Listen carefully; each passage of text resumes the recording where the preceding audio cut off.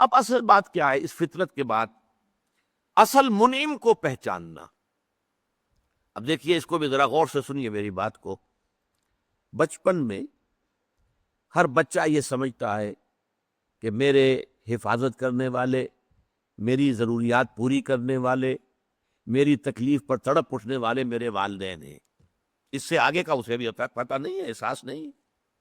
لہذا جذبہ شکر جو ہے وہ والدین کی ذات کے ساتھ مرتکز ہو جاتا ہے.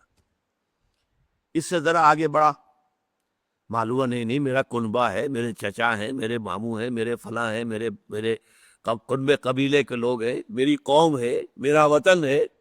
یہ سب در حقیقت میرے محافظ بھی ہیں، میرے مددگار بھی ہیں، اور میری ضرورتیں پوری کرتے ہیں.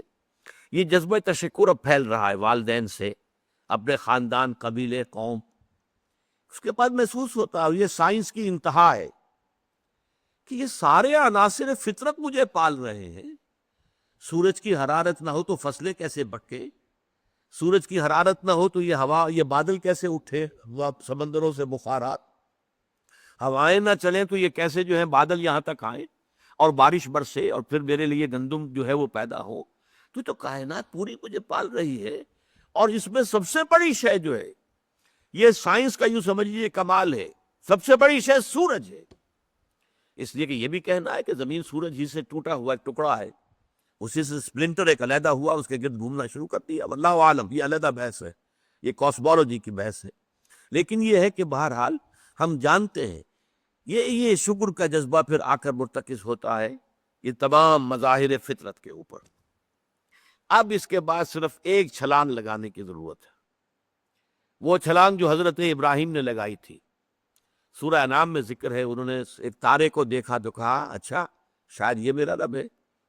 جب وہ ڈوب گیا، غروب ہو گیا، تو نہیں، میں تو غروب ہونے والے کو تو رب نہیں مان سکتا. پھر چاند کو دیکھا، وہ بڑا روشن تھا، بہت بڑا تھا، چاہیے رب ہے. جب وہ بھی ڈوب گیا، کہا نہیں، اگر میرے رب نے مجھے ہدایت نہ دی. پھر دیکھا سورج کو، ھذا اکبر، ھذا ربی، ھذا اکبر. فلما افلت، پھر جب وہ بھی غروب ہو گیا تو پھر اس کے بعد یہ چھلانگ لگائی انہوں نے. کیا؟ انی وجہت وجہی للذی فطر السماوات والارض حنیفا، میں نے اب اپنا رخ کر لیا ہے، اپنا چہرہ کر لیا ہے رخ پر اس ذات کے جس نے آسمانوں اور زمین کو پیدا کیا ہے، جو سورج اور چاند اور ستاروں کا پیدا کرنے والا ہے. حنیفاً، یکسو ہو کر. وما انا من المشرکین، اور میں ہرگز مشرکوں میں سے نہیں ہوں. یہ ہے عقل کی آخری چھلانگ.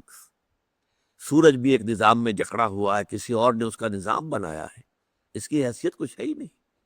اس پوری کائنات کی وسعت اور پہنائی میں یہ جو خورشید منور ہے، یہ کیا ہے؟ یہ ایک ذرے کے مانند ہے. پوری کائنات کی billions and billions of galaxies, اور ہر گیلیکسیز میں بلینز اور بلینز آف سٹارز. اندازہ تو کیجئے، اس کی وسعت کا کوئی تصور ممکن ہے؟ انسان کو چکر آتا ہے. یہ تمام جو ہیں اعداد و شمار جو یہ آتے ہیں ہمارے سامنے ایسٹرانومی میں، چکر آتا ہے. سورج کی کیا حیثیت ہے؟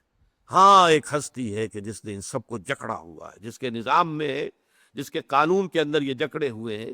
بے حسبان، یہ ایک حساب کے ساتھ چل رہے ہیں، اور حساب کسی نے معین کیا ہوا ہے. یہ ہے در حقیقت عقل کا کام. یعنی فطرت کی سلامتی، جذبہ تشکر. شکر کس کا؟ سب سے بڑی بات اللہ کا شکر.